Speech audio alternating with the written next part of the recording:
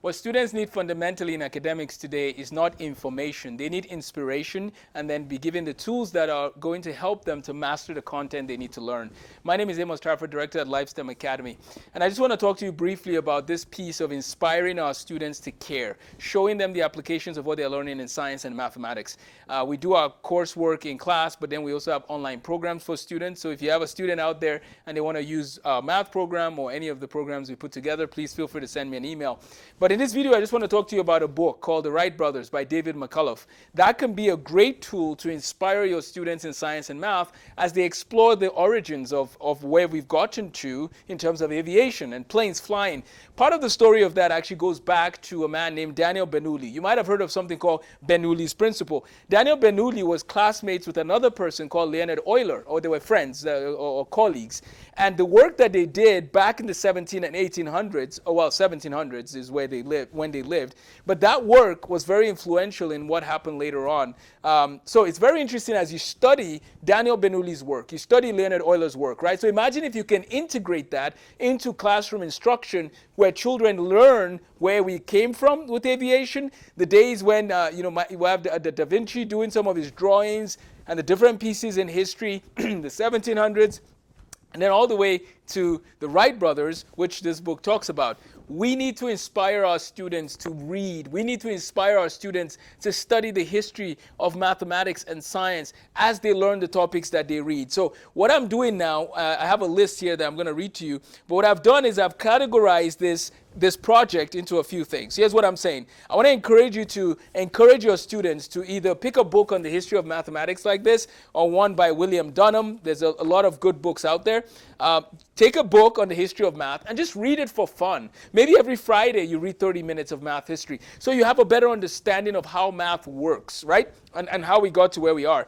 So number one, you need to teach them a little bit about the geography. How did math grow in India and China and Africa and Europe, England, Germany, France, Italy? Let's look at some of the mathematical pieces that came from all over the world. So number one, we need to teach the universality of mathematics, right? There's only two things in the world in general, right? Two or three things that are universal to everyone, right? Music, mathematics, and then of course morality, right? Everybody talks about how to live, right? And this issue of knowing how to live. So it's interesting, I call them the three M's: music, math, and morality. Math, of course, is beautiful. We know music is beautiful and we accept that, but math is also beautiful. And that's what we do in our math curriculums. We want to integrate the history and philosophy of mathematics in all our math curriculums. So number one, we need to teach the universality of mathematics in terms of where the different places of the world that use it. Number two, we need to teach about the people in math and science. Nicholas Copernicus, Galileo, Marie Curie, Johannes Kepler, René Descartes, Isaac Newton, Fermat, Pierre de Fermat. We could go on, and my course talks about this, where you can learn about these different people and what they did in history. Michael Faraday, James Clerk Maxwell, and so on. So we need to teach the geographical dimension to how math originated. We need to teach the people behind the concepts in mathematics and science as a tool to inspire the kids to care. Number three, we need to teach the applications of mathematics. Prime numbers are connected to some security work that is done. Pythagoras' theorem is used in certain fields and carpenters use it. Complex analysis is used in our smartphones working. We use coordinate geometry. When you talk about a GPS and some of those pieces, of course, it's beyond just math, but there's coordinate geometry when you talk about a street, an address. We have trigonometry and aviation. Back to aviation again, right? On March 22nd, we're actually taking some of our students to the University of North Dakota to see their aviation program because I just think aviation is so cool. Okay.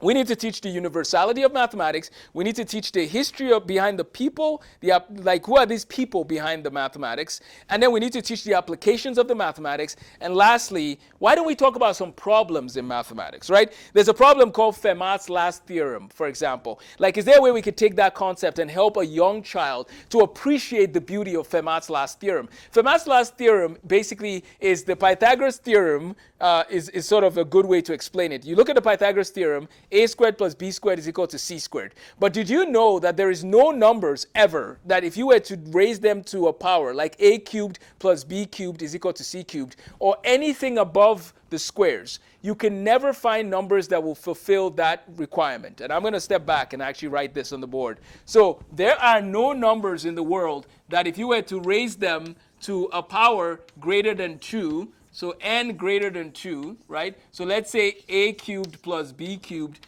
is equal to C cubed, right? Because we know 2 squared, actually let's use 3. We know 3 squared plus 4 squared is equal to 5 squared, right? We know that. We know that 3 squared plus 4 squared is equal to 5 squared. That's a true claim. 9 plus 16 is equal to 25. No problems there. But did you know that there is nothing in the universe where you can plug in 3 numbers? There are no 3 numbers in the universe that will make that statement true. But not only for 3, not only for the third power, right? Cubed is when you multiply something by itself, like 3 cubed is 3 times 3 times 3, right? So there's nothing in the world where you could raise it to the third power, add something else to the third power, and get something to the third power. Or the fourth power, or fifth power. You can never do it for anything above a square. That's where Fermat's last theorem comes from. Pierre de Fermat, French lawyer or judge, French judge, who's doing math for fun, he says that I have a solution, but I don't have room in my notes. That's what he said. And for over 200 years, for many years, right? This happened in like the 1700s. Nobody could find the answer. Finally, a man by the name of Andrew Wiles solved that. And we have a whole book on that we read with that we can have our students read. We have a video that they can watch about Andrew Wiles.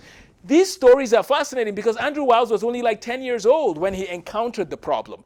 We need to be constantly thinking, how do we inspire the kids so they put away their smartphones and focus on being who they were created to be? Like, they don't need to be on their smartphones all day, right? They need to be thinking about, how can I serve my community? How can I develop my gifts? And that's what we want to do in whatever education programs we do. We want to encourage families to inspire their kids. Inspire your kid to live a life that makes sense. And aviation could be a great way to do that. So just want to share that with you guys. My math curriculum is called Inspirational Mathematics. I put that together using my open math along with Nathan Jurset. So if you want to take any of our math courses, we have pre-algebra all the way to calculus. You can stay tuned for our resources on that. We have a video that shows you how to sign up to get the resources. But if you want to have coaching along the way, we have an option for you to sign up. So look in the description if you're interested in signing up for next year or for this summer if you want to use our math program. Or even if you want to start using it now, it's available to you and you can sign up on our website. Thank you so much for watching this. Feel free to subscribe, like, and share. Math is beautiful. We need to inspire. We need to use it to inspire kids to explore the world that God has made. Take care and have a blessed day.